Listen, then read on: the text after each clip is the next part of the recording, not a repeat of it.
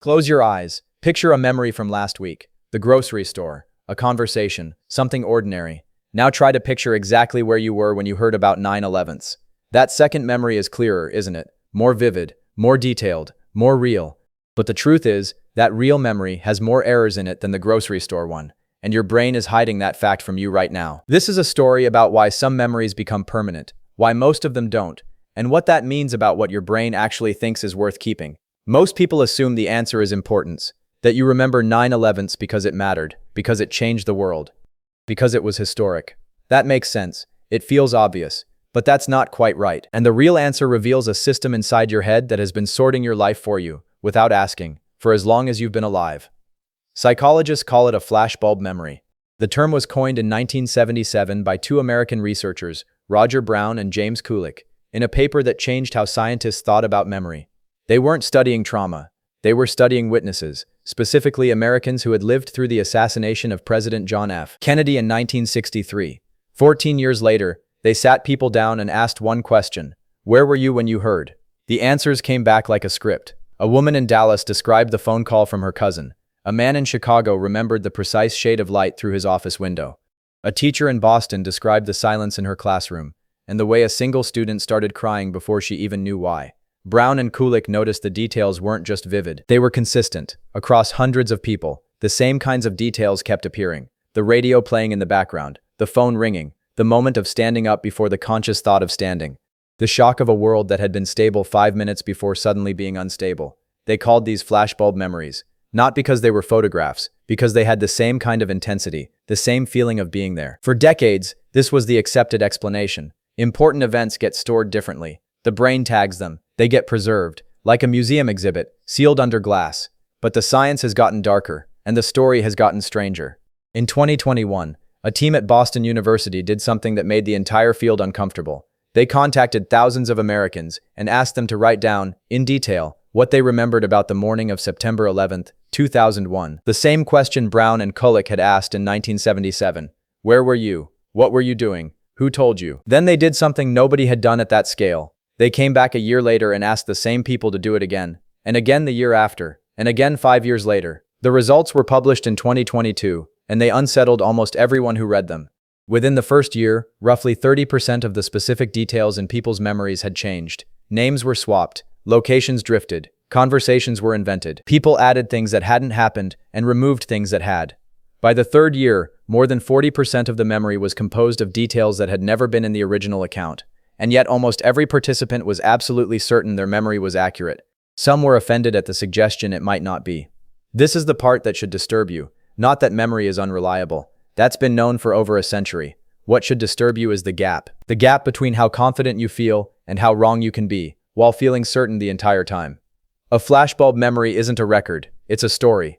And like every story you've ever told, it gets revised every time you tell it. Here's how it works. The amygdala is a small, almond-shaped structure buried deep inside your brain.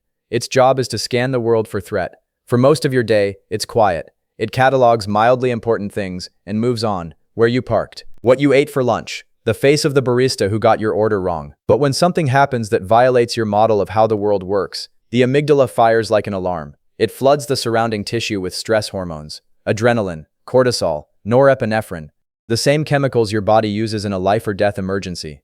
In the seconds after that alarm, your hippocampus runs a different program. It doesn't just record what happened, it records the context, the weather, the lighting, the people around you, the emotions on their faces, the exact words that were spoken. For a few seconds, your brain is running a high-resolution backup of everything it can see. But here's the part almost nobody talks about. This backup is already being edited.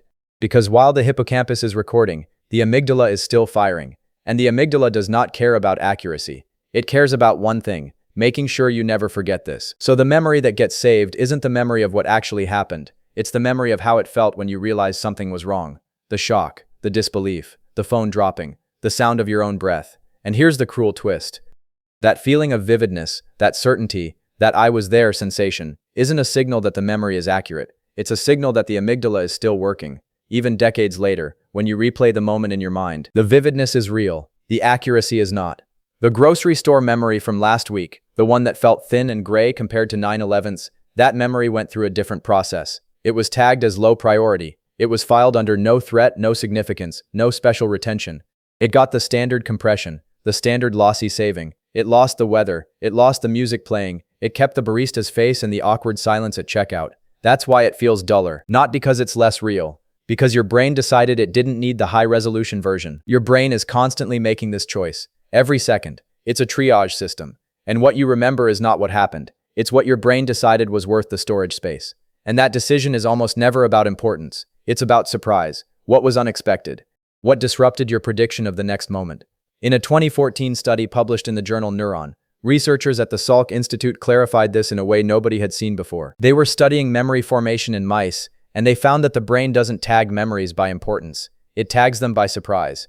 A mouse that heard a tone every day for weeks would eventually stop responding to it. The tone had become predictable. The brain stopped allocating resources to it. But the moment that tone was followed by a foot shock, even a single time, the brain rewired the entire pathway. The tone alone, from that day forward, was enough to trigger a fear response, because the prediction had been broken. This is not a feature. This is the entire architecture of your memory. You do not remember what mattered. You remember what surprised you. 9/11s didn't become a flashbulb memory because it was important. It became a flashbulb memory because nothing in your model of the world had prepared you for it. The sky was supposed to be safe. Airplanes were supposed to be safe. Tuesday morning was supposed to be safe. And in a single moment, none of that was true anymore. The brain didn't decide to save the memory because the event was historic. It saved the memory because the event broke a prediction. The importance came later. The history came later. The memory was made in the first 10 seconds, in the alarm, in the gap between what you expected and what you saw. This is why most people who lived through 9/11s remember where they were, but almost no one remembers what they had for breakfast that day. The breakfast was predictable. The second plane was not. But here's the part that should change how you think about every memory you've ever had. Your brain is running this same system right now. It is sorting the last hour of your life. It is deciding, without asking, what to keep and what to discard. The face of the person you smiled at will be gone within weeks. The conversation you had about something trivial will be compressed to a single fragment. But if something in this hour breaks your prediction of how the day is supposed to go, that fragment will survive for decades. You are not remembering your life. You are not storing it. You are filtering it. And the filter is not built for truth. It's built for survival. You don't remember what happened. You remember what your brain decided was worth keeping. And that decision is made by an alarm system that has been running since long before language, long before history, long before the word memory had any meaning. The things you remember are not the things that mattered. They are the things that scared you, that surprised you, that violated what you thought you knew about the world. The things you forget are not the things that didn't matter. They are the things that fit too well, that arrived on time, that confirmed what you already believed. Your memory is not a record. Your memory is a survival log.